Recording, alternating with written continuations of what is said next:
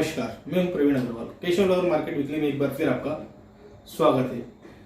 सर्वप्रथम आपको नव वर्ष की बहुत बहुत शुभकामनाएं। जिस प्रकार से पुराना साल गया, नया साल आया, लेकिन निफ्टी अपने नए शिखर पर लगातार हर रोज नई तेजी बना रहा है। नए साल के पहले दिन भी निफ्टी ने नया हाई बनाया जो लगभग 14,049 रुपये का रहा। निफ्टी ने लो बनाया इस हफ्ते 13,811 रुपये का। इस हफ्ते भी निफ्टी लगभग 2% चलकर 14,018 रुपये पर क्लोज दिया।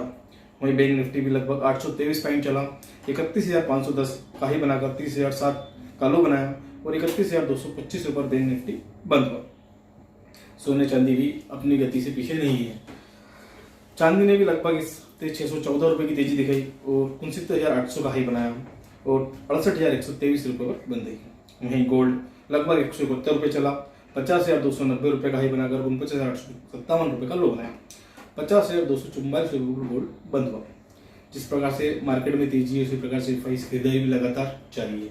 इस हफ्ते भी एफआई ने लगभग 7,404 करोड़ रुपये की खरीदारी करी। वहीं डीआईज अपनी बिकवाली जारी रखते हुए 4,172 करोड़ रुपये का डीआईज ने माल बेचा।